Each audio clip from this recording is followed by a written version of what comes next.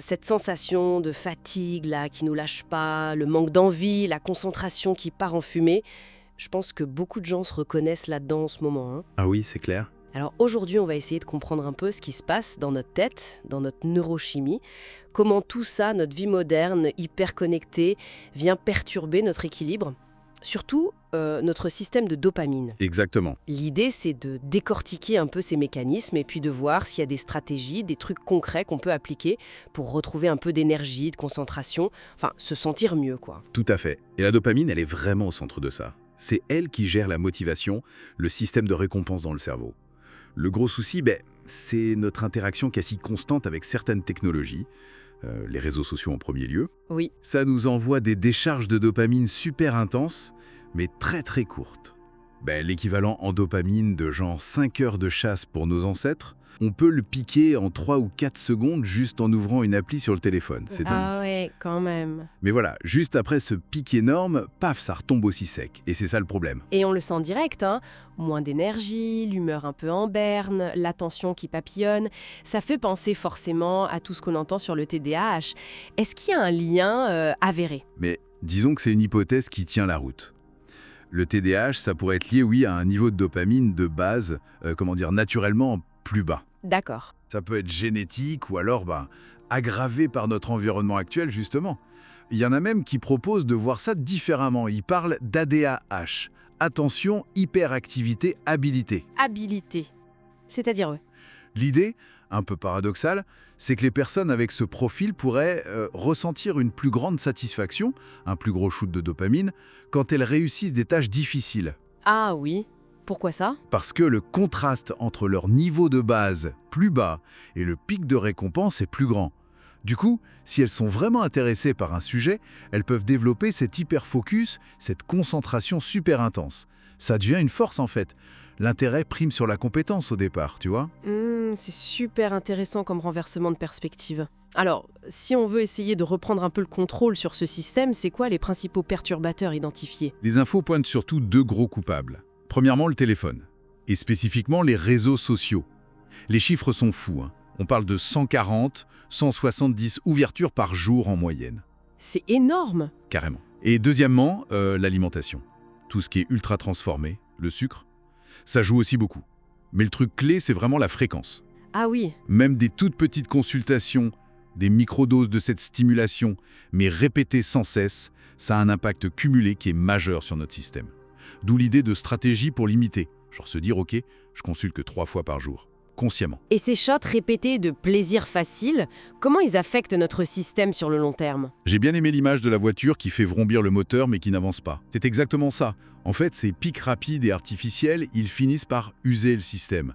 Ils désensibilisent nos récepteurs à la dopamine, moins sensibles. D'accord. Et la conséquence directe, c'est que les vraies réussites, les joies plus profondes, celles qui demandent un peu d'effort ou de temps, elles paraissent fades à côté. On ressent moins le truc. On est moins satisfait finalement. Voilà, ça peut mener à un sentiment de vide, une sorte d'anesthésie émotionnelle alors même qu'on est bombardé de plaisir. C'est le paradoxe. Il y a des exemples qui sont particulièrement forts, comme celui de la pornographie qui est mentionné. Qu'est-ce qui la rend si puissante, si addictive? Elle coche plusieurs cases critiques en fait. D'abord, une stimulation dopaminergique massive, vraiment énorme. Ensuite, l'accès est immédiat, facile et surtout privé, caché. Oui. Et en plus, ça touche directement à l'instinct de procréation, qui est fondamental chez l'humain. Cette combinaison la rend extrêmement puissante. Pour certaines personnes, ça devient plus dur à gérer que l'alcool ou même les réseaux sociaux, justement à cause de ce côté caché et de l'intensité. Et plus récemment, il y a aussi ces formats vidéo très courts, type Reels, TikTok. Ah oui, ça c'est la nouvelle grosse menace pour l'équilibre mental. Clairement, la fréquence d'engagement, la nouveauté constante, ça nous happe très facilement et très souvent. Face à tout ça, on se sent bien qu'il faut réagir. Les documents insistent pas mal sur la discipline, les routines. Pour le soir, par exemple, qu'est-ce qui est suggéré, Sam? L'idée principale, c'est de créer une vraie transition, une coupure nette entre la journée de travail ou d'activité et le repos. D'abord, finir sa journée en prenant un petit moment pour reconnaître ce qu'on a accompli, même les petites choses. Célébrer un peu. C'est positif, ça. Oui. Ensuite, créer une coupure physique et mentale. Sortir, bouger un peu, idéalement 60 à 90 minutes sans écran du tout. Et le point crucial, le jeûne de téléphone. C'est-à-dire? Le mettre loin, physiquement. Pas juste à côté sur la table de nuit, dans une autre pièce. Ça oblige à surmonter consciemment cette petite barrière de l'ennui, cette envie réflexe de le prendre dès qu'on a 2 secondes. D'accord, créer une friction. Et pour le matin alors? Pour éviter de commencer la journée déjà en mode recherche de dopamine facile. Ça commence la veille au soir. On ne charge pas le téléphone près du lit. Le mieux, c'est le bon vieux réveil classique. Mhm. Et le matin, au réveil, tenir au moins 15, voire 30 minutes sans toucher un écran. Minimum. Puis, enchaîner tout de suite avec des actions qui demandent un petit effort physique ou mental. Par exemple? Des trucs tout bêtes. Aller aux toilettes, se brosser les dents, mais vraiment bien, consciencieusement. S'asperger le visage d'eau froide, faire son lit. Des gestes simples, mais qui nous mettent en action. Ça commence à produire de la dopamine. Mais une dopamine saine liée à l'effort, pas à la consommation passive. Démarrer la journée en étant acteur, pas spectateur. Exactement. On commence en étant déjà un peu créancier en dopamine, pas en déficit. Cette idée de traverser l'ennui, elle revient souvent. Il faudrait donc accepter ces moments sans stimulation immédiate, voire les rechercher un peu. C'est tout à fait ça. S'accorder juste 10-15 minutes sans chercher frénétiquement une distraction, ça permet au système dopaminergique de se calmer, de se rééquilibrer. Notre cerveau n'est juste pas fait pour être stimulé en permanence comme ça. C'est contre nature, en quelque sorte. Oui. Et l'effort, même un petit effort, mais régulier, progressif, ça construit une satisfaction qui est beaucoup plus profonde, plus durable que ces shoots rapides. Mais pour se sentir vraiment bien, épanoui, il n'y a pas que la dopamine, j'imagine. D'autres éléments chimiques jouent un rôle. Ah ben oui, heureusement. Rééquilibrer la dopamine, c'est crucial, surtout aujourd'hui. Mais le bien-être, c'est plus large. Les infos mentionnaient aussi l'importance de l'ocytocine. L'hormone de l'attachement, c'est ça? Voilà, la connexion aux autres, l'amour, le sentiment d'être utile, le service. Tout ça, c'est l'ocytocine.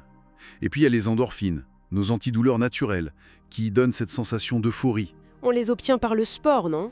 Surtout par l'effort physique intense, oui. Mais aussi par le rire. Et ça, c'est intéressant. Ah oui, Il y avait un chiffre assez parlant. Apparemment, on adore rire. On note ça en moyenne 9,3 sur 10 comme activité plaisante. Mais quand on demande aux gens s'ils rient souvent, la note tombe à 5,6 sur 10. ah ouais, il y a un sacré décalage. Énorme! Ça suggère qu'on devrait peut-être chercher plus activement des environnements de rire, des occasions de se marrer, quoi. Ça montre bien la différence entre la quête du plaisir immédiat, souvent liée à la dopamine facile, et la construction du bonheur, qui repose plus sur la discipline, la connexion, l'effort, le sens.